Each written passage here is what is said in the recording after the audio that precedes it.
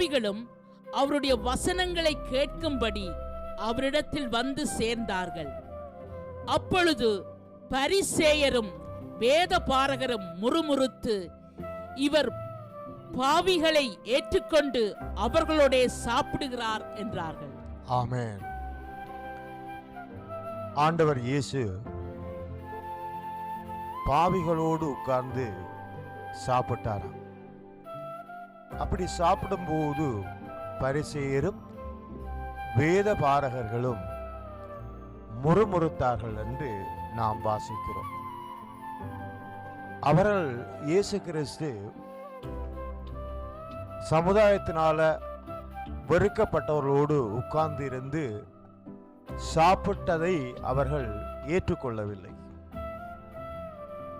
ஏனென்றால் அவர்கள் இயேசு கிறிஸ்து ஒரு நல்ல மனிதர் என்று அவர்களுக்குள் ஒரு அபிப்பிராயம் இருந்தது. சுத்தமுள்ளவர், குற்றம் இல்லாதவர், குற்றம் சாட்டப்படாதவர் என்கிற ஒரு அபிப்பிராயம் எல்லோருக்குமே இருந்தது. ஆனால் அப்படிப்பட்ட ஒரு நபர் எப்படி சமுதாயத்தினால தள்ளப்பட்டவர்கள், வெறுக்கப்பட்டவர்கள், ஒதுக்கப்பட்டவர்கள், இவர்களோடு உட்கார்ந்து அவர் சாப்பிடுகிறார் என்று அவர்களுக்கு ஒரு ஆச்சரியம். ஏனென்றால் இந்த பரிசேயர்களும் இந்த வேத பாரகர்களும் தங்களை உயர்ந்தவர்களாக கருதினார்கள். அவர்கள் மேன்மையானவர்கள், தாங்கள் மேன்மையானவர்கள் என்று எண்ணினார்கள். என்றும் உலகத்திலே அப்படித்தான் இருக்கிறார்கள். அநேகர் நம்மை சூழ அநேக ஐஸ்வர்யவான்கள் இருக்கிறார்கள். அநேக பெரியவர்கள் உலகத்தில் அவர்கள் பெரியவர்கள் என்று நினைக்கிறவர்கள் இருக்கிறார்கள். அந்தஸ்தில் பெரியவர்கள் என்று நினைக்கிறவர்கள் இருக்கிறார்கள். ஜாதியிலே உயர்ந்தவர்கள் என்று நினைக்கிறவர்கள் இருக்கிறார்கள். அவர்கள் கீழானவர்களை, தாழ்ந்தவர்களை ஒரு பொருட்டாக எண்ணுவதில்லை. ஆனால் உலகத்தை படைத்த தெய்வம் தாழ்ந்தவர்களை தேடி வந்து அவர்களோடு உட்காருகிறார். அதை பார்க்கும்போது இந்த உயர்ந்தவர்கள் என்று எண்ணங்களில் இருக்கிறவர்களுக்கு பொறுக்க முடியவில்லை. இந்த இயேசு எப்படி அவர் ஒரு உயர்ந்தவராக இருக்கிறார், ஆனாலும் எப்படி தாழ்ந்தவர்களோடு இருந்து சாப்பிடுகிறாரே என்று அவர்கள் ஆச்சரியப்பட்டு முறுமுறுக்கிறார்கள்.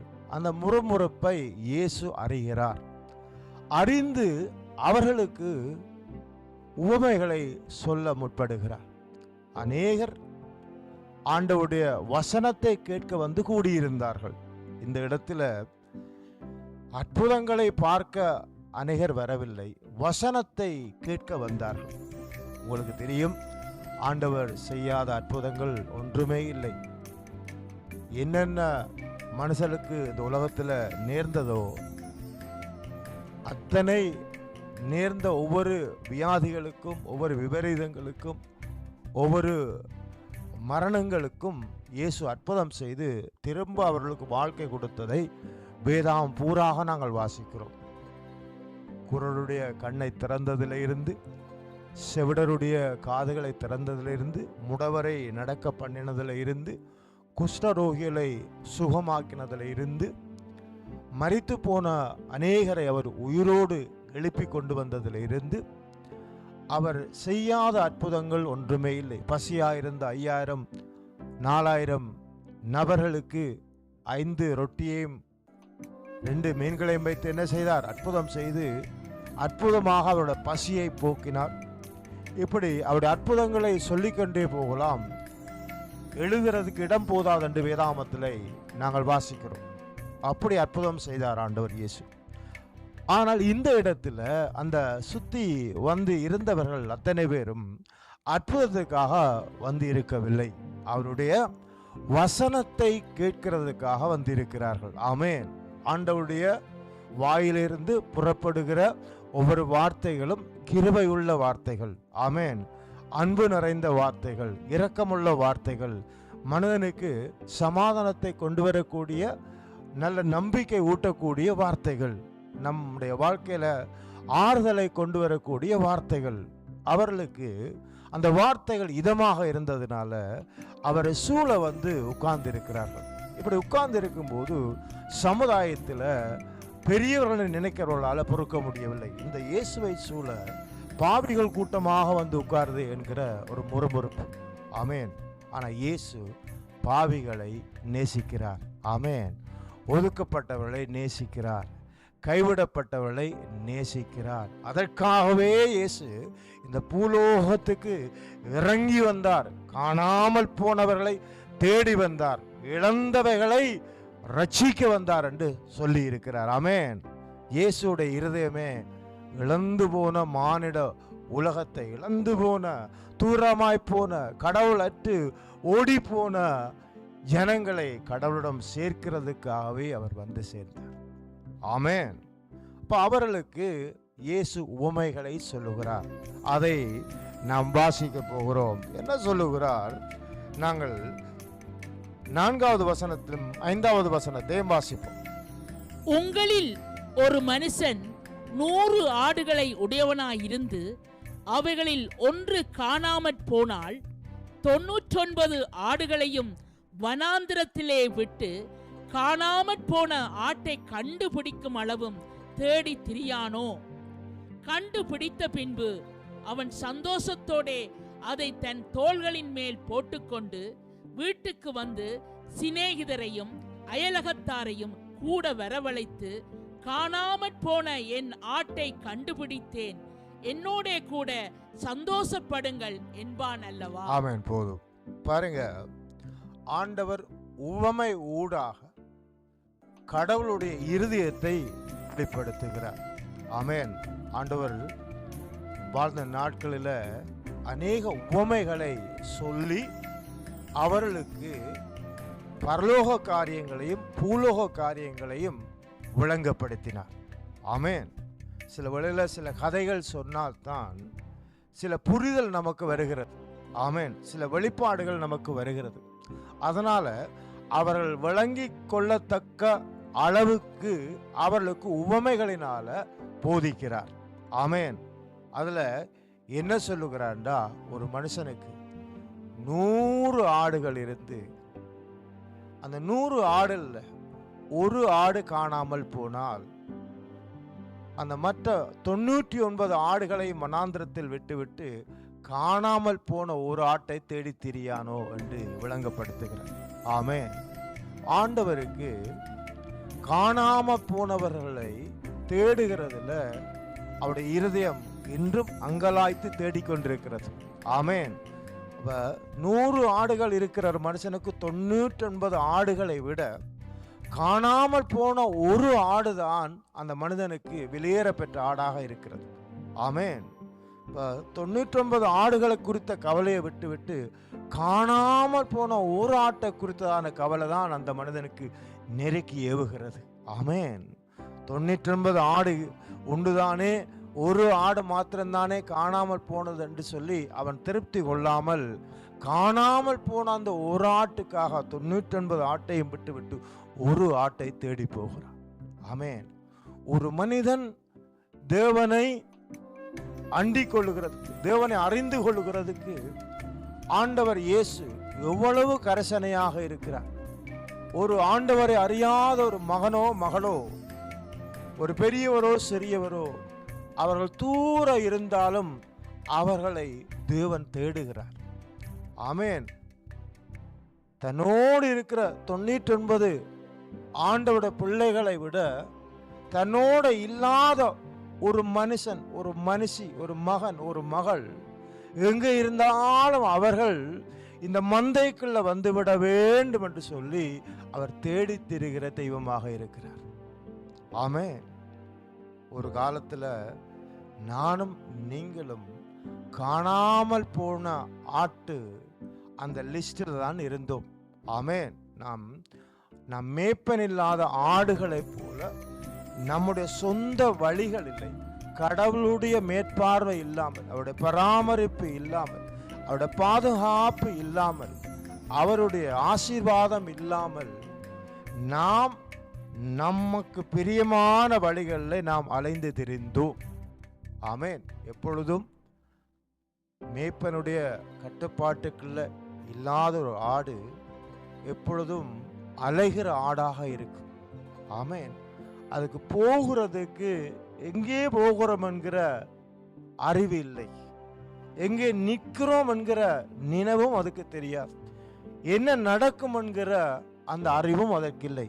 எந்த நேரமும் அதற்கு அபாயம்தான். எந்த நேரமும் துஷ்ட மிருகங்களினால அதை தாக்கப்பட்டு அது கடிச்சு குதறப்பட்டு அது கொலை செய்யப்படுகிற அளவுக்கு தான் அந்த காணாமற் போன ஆடு எந்த நேரமும் இருக்கிறது.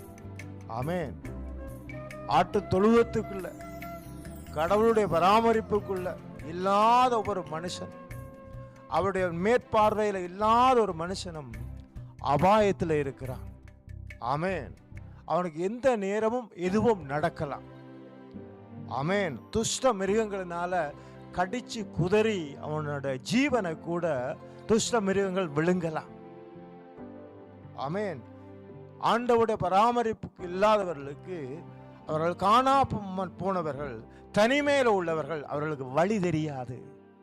எங்கே போகிறோம், ஏன் வாழுகிறோம், ஏன் இங்கே இருக்கிறோம், என்ன செய்கிறோம், என்ன நம்முடைய வாழ்க்கையில நடக்கும் என்கிற அறிவு இல்லாதவர்கள், ஏன் நாம் பிறந்தோம், ஏன் நாங்கள் வாழுகிறோம், என்னத்தை நோக்கி போகிறோம் என்கிற எந்த அறிவும் இல்லாதவர்கள், காணாமல் போனவர்கள், தேவன் இல்லாதவர்கள். ஒருவேளையில் அவர்கள் நினைக்கலாம், நாம் படித்து பட்டம் பெற்று இந்த வேலை பார்த்து சம்பாதித்து நாம் பணத்தை வங்கியில் சேகரித்து வீடு வாசலை வாங்கி ஐஸ்வர்யமாக நல்ல செல்வாக்கோட வாழலாம் என்று நினைக்கலாம்.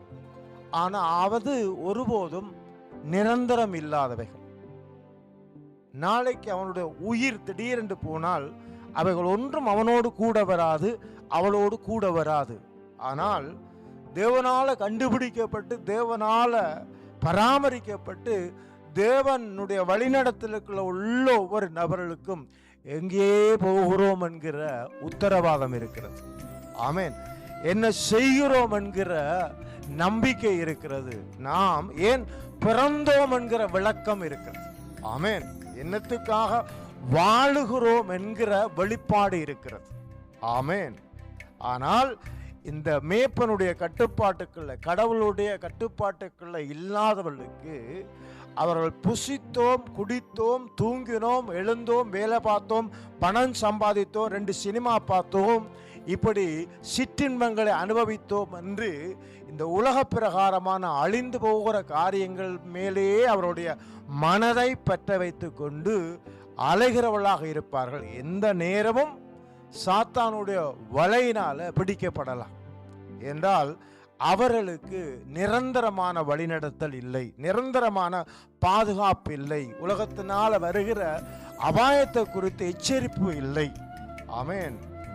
ஒவ்வொரு தேவனுடைய பிள்ளைகளுக்கும் அவர் ஆயனாக இருக்கிறார், நாம் மந்தைகளாக இருக்கிறோம்.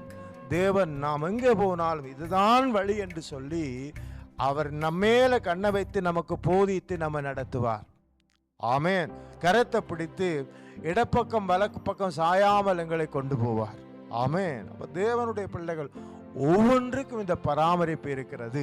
ஆனால் தேவன் இல்லாதவர்களுக்கு அந்த பராமரிப்பு இல்லை. அதனாலதான் தேவன் அவர்களை தள்ளிவிடவில்லை. ஆமென். அவர்களை நேசிக்கிறார். அவர்களை நேசித்ததினால் அவர்களோடு உட்காருகிறார்.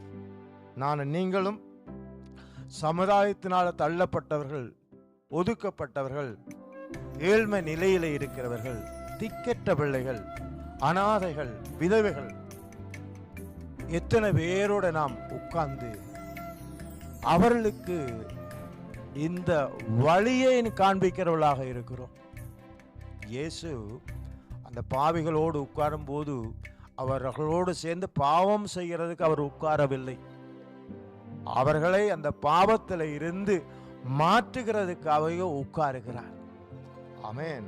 அவர் ஏதோ பாவிகளோடு உட்கார்ந்த போது அந்த பாவ இன்ட்ரெஸ்ட், அந்த பாவ டேஸ்டை அனுபவிக்கிறதுக்காக அவர்களோடு உட்காரவில்லை. அவர் சுத்தமுள்ளவர், குற்றமில்லாதவர், பரிசுத்தர். ஆனாலும் அந்த உயர்ந்த ஸ்தானத்தை விட்டு ஒரு தாழ்ந்த ஸ்தானத்துக்கு அவருடைய அன்பு நெருக்கி அவர்களோடு உட்கார வைக்கிறது. காரணம், அவர்கள் என்னை அறிந்து கொள்ள வேண்டும். ஆமென். அவர்கள் என்னை அறிந்து கொள்ள வேண்டும் என்று அவர் ஆர்வமாக இருக்கிறார். ஆண்டவர் இயேசு சொல்லும்போது, பிணியாளிகளுக்குத்தான் வைத்தியன் தேவை. ஆமென். சுகம் உள்ளவர்களுக்கு அல்ல. ஆமென். நான் பாவிகளைத்தான் ரட்சிக்க வந்திருக்கிறேன் ஒழிய நீதிமான்களை அல்ல. மனம் திரும்ப அவசியம் இல்லாதவர்களை நான் தேடி வரவில்லை, மனம் திரும்ப அவசியம் உள்ளவர்களை நான் தேடி வந்திருக்கிறேன். பிணியாளிகளுக்குத்தான் மருத்துவர் தேவை. ஆமென். சுவீனமாயிருக்கிறவர்களுக்குத்தான் உதவி தேவை. இந்த பாவிகளுக்கு தான் என்னுடைய உதவி தேவையாக இருக்கிறது. ஆமென். ஒரு மருத்துவர் சுகையினமாக பிணியாளியாக ஒரு மனுஷனோ மனுஷன் இருக்கும்போது அவர் இரவும் பகலும் அந்த மனிதனுடைய ஆரோக்கியத்தை குறித்து அறிந்து அவர்களுக்கு என்ன ட்ரீட்மெண்ட் செய்து மருத்துவம் செய்து அவர்களை நல்ல நிலைக்கு கொண்டு வரலாம், ஆரோக்கியமாக்கலாம் என்று அவர் எத்தனையோ பிரயாசங்களை என்ன செய்கிறார் எடுத்து அந்த பிணியாளியை, அந்த சுகையினமாக இருக்கிற அந்த நபருக்கு அவர் மருத்துவம் செய்வார். ஆமென். அதான் அவர் மேல இருக்கிற அந்த கடமை. பிணியாளியை அவர் என்ன செய்கிறார்? பொறுப்பெடுக்கிறார்.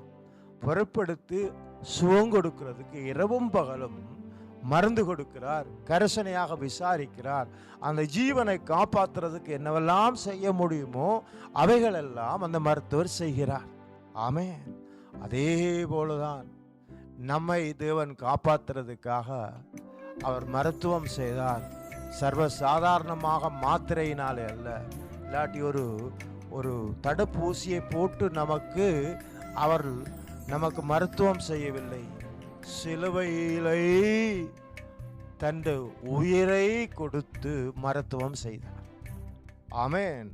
அவர் சிலுவைக்கு போகும் முதல் அவருடைய முகத்தில் காரி துப்பினார்கள், தலையில குட்டினார்கள், கன்னத்தில் அரைந்தார்கள், கண்ணை கட்டி அவமானப்படுத்தினார்கள், உழுவுற நிலம் போல முதுகில அடியண்டு அடித்தார்கள், கட்டி வைத்து அடித்தார்கள். அடித்து சிலுவையை பல தூரம் தூக்கி சுமக்க சொல்லி வற்புறுத்தினார்கள். வற்புறுத்தி சிலுவையை தூக்கி கொண்டு சென்று மலையிலே அவரை சிலுவை மேலே அறைந்து அவரை தூக்கிட்டு அவரை சாகடித்தார்கள். அவர் இப்படிப்பட்ட ஒரு மருத்துவம் நமக்கு செய்திருக்கிறார். நம்முடைய ஆத்துமாவுக்கு ஒரு மருத்துவம் செய்திருக்கிறார். நம்முடைய ஆவிக்கு ஒரு மருத்துவம் செய்திருக்கிறார். ஆமென். தேவன் இவ்வளவாக நமக்கு மருத்துவம் செய்து நம்மை ஒரு மனிதனாக மனுஷியாக மாற்றி இருக்கிறார். ஆமென். தேவன் மருத்துவம் செய்து மனிதனாக மனுஷியாக இன்றைக்கு என்ன செய்திருக்கிறார்? மாற்றி இருக்கிறார். உடல் சரீரத்துக்கு ஒரு மருத்துவர் தேவை, ஆனால் நம்முடைய ஆவிக்குரிய வாழ்க்கைக்கு இயேசுதான் மருத்துவர். ஆமென். நம்முடைய ஆன்மா வாழ்க்கைக்கு இயேசுதான் மருத்துவர். ஆமென். அவர் அது பிரயாசப்பட்டு நம்மை கொண்டு வந்து சேர்த்திருக்கிறார்.